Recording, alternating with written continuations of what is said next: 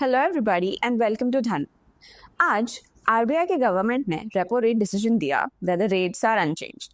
सो इसका क्या मतलब होता है, इसका क्या इफेक्ट है मार्केट्स पे एंड फिक्स डिपॉजिट्स के लिए इसका क्या मतलब है। और दूसरा हम देखने वाले हैं कि पिछले कुछ दिनों से हम देख रहे हैं कि एफआईआई मैसिव सेलिंग कर रहे हैं and on the other hand DII heavy buying कर रहे हैं। बट क्या ये बाइंग डीआईएस को महंगा पड़ेगा? Let's find out. Hi, this is your host Suhani Kataria and let's begin.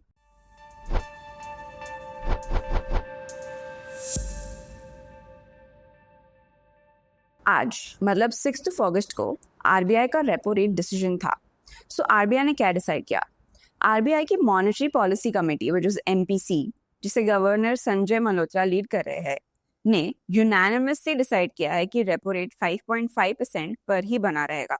साथ ही उन्होंने अपना पॉलिसी स्टैंस न्यूट्रल रखा है। मतलब आरबीआई अभी ना रेट बढ़ाने के मूड में है ना घटाने के।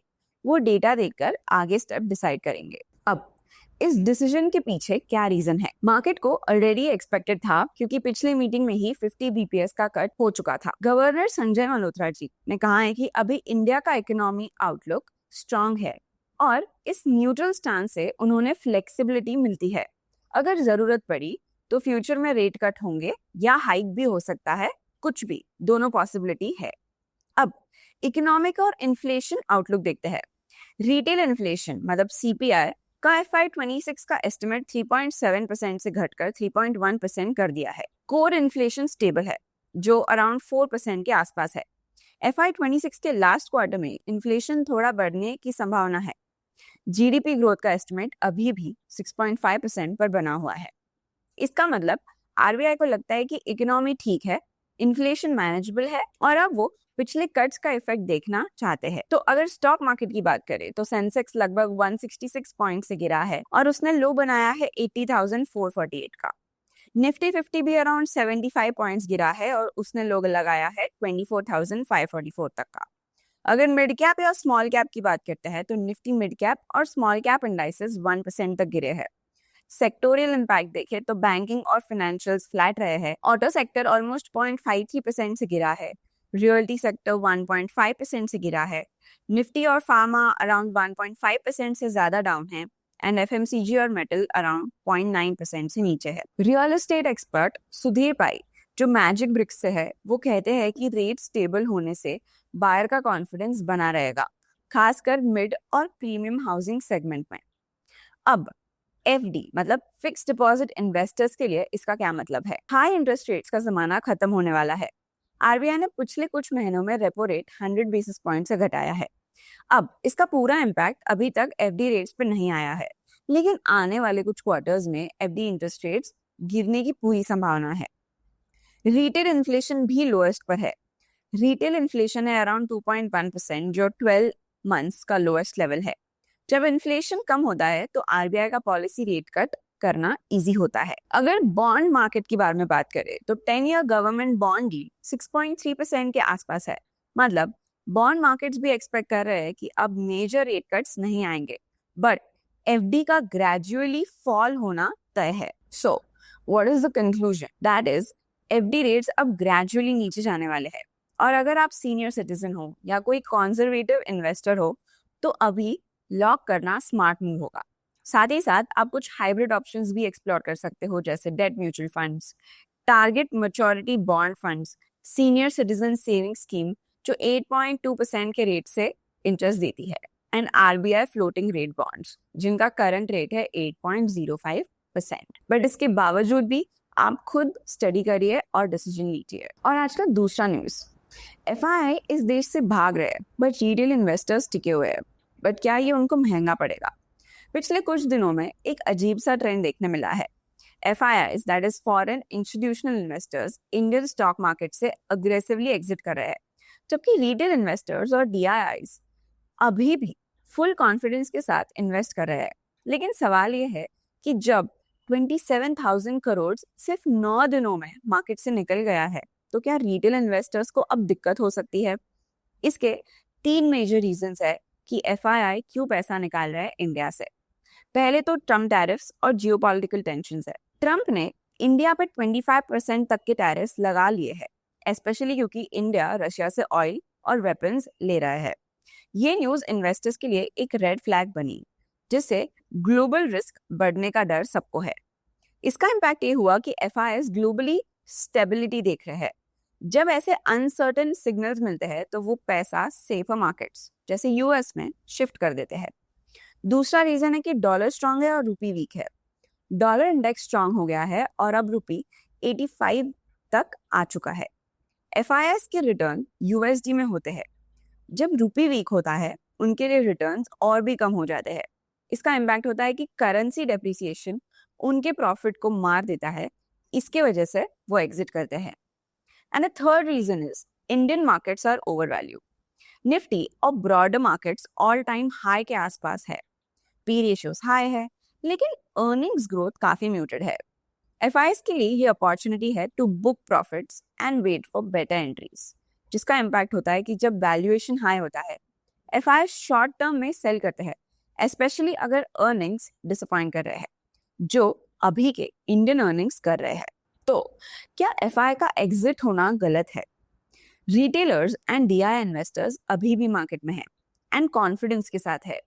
एसआईपी कंटिन्यू हो रही है, म्यूचुअल फंड्स इनफ्लो स्ट्रांग है और निफ्टी में बाइंग आ रही है। लेकिन रिटेल इन्वेस्टर्स की स्ट्रैटेजी लॉन्ग टर्म होती है। एफआई ज्यादा ग्लोबल मैक्रो पे रिएक्ट करती है, पर अगर एफआई शॉर्ट कर रहे हैं और वैल्यूएशन इतना एक्सपेंसिव है तो रिटेल इन्वेस्टर्स को भी कॉशन मोड में आना चाहिए। इस सब पे एक्सपर्ट्स का क्या कहना है? तो विकास खेमानी, जो कमीलियन कैपिटल के हेड है, वो कहते हैं कि stay invested but don't ignore valuations. Structural India strong अभी भी है। जितेंद्र गोयल कहते हैं कि मैक्रो इंडिया तो स्ट्रांग है, लेकिन वैल्यूएशन डेंजरस जोन में है। स्टॉक पिकिंग अब क्रूशियल है। So all in all, FIIs 27,000 crore निकाल चुके हैं because of high valuation, dollar strength और ट्रम्प के डायरेक्ट हिट्स। रिटेल इन्वेस्टर्स अभी भी मार्केट में है और कॉन्फिडेंस के साथ है, लेकिन अब वक्त है स्मार्ट बनने का। बल्क इन्वेस्टमेंट से बचो, एसआईपी कंटिन्यू रखो और सिर्फ फंडामेंटली स्ट्रॉन्ग स्टॉक्स में इन्वेस्ट करो। ये करेक्शन नहीं है, बट एक वार्निंग जरूर है। ओके, अब चलते हैं न्यूज फ्लैश सेक्शन की ओर, जो आपको स्कैनेक्स के न्यूज टैब के अंदर न्यूज फ्लैश सेक्शन मिलेगा। जैसे हम देख सकते हैं, HCL Infosystems reports 428 lakh rupees loss for quarter ended 30th June 2025. So it has reported a net loss of 428 crores for June quarter 2025 compared to 412 lakh loss in the same year last quarter. उसके बाद हम देख सकते हैं that Mrs. Aarti Kant retires as independent director of Duncan Engineering Limited. Mrs. Aarti Kant has retired as a non-executive independent director of Duncan Engineering Limited effective August 6, 2025 upon completion of her second and final term of 5 years. She will also cease to be the member of Audit Committee. The Board of Directors and Management acknowledged her valuable contribution during her tenure as independent director. उसके बाद हम देख सकते हैं that RBL Bank receives RBI approval to acquire stake in Utkarsh Small Finance Bank through amalgamation. RBL Bank currently holds 8.64% in the Utkarsh Core Invest Limited as of March 31st and does not directly hold any share in USFBL. But due to the share exchange ratio of the amalgamation, RBL Bank shareholding in USFBL would exceed 5% of paid up share capital post completion, requiring RBI approval. तो ऐसे ही quick news के update के लिए आप भी हमारा news flash section और ज्यादा एक्सप्लोर कर सकते हो। अब चलते हैं इनसाइट्स टैब पे और देखते हैं आज का हीट मैप, जहाँ पे let's look at the top gainers and losers for today. So आज का सबसे बड़ा टॉप लूजर जो है वो है Sun Pharma, which is down by 2.26%। उसके बाद है Bajaj Finance, which is down by 1.71%। Infosys is down by 1.62%. Jio Finance is down by 1.89% and Wipro is down by 2.42%. अगर टॉप गेनर्स की बात करें तो आज का टॉप गेनर है Asian paints, which is up by 2.23%. HDFC Life Insurance is up by 1.9%.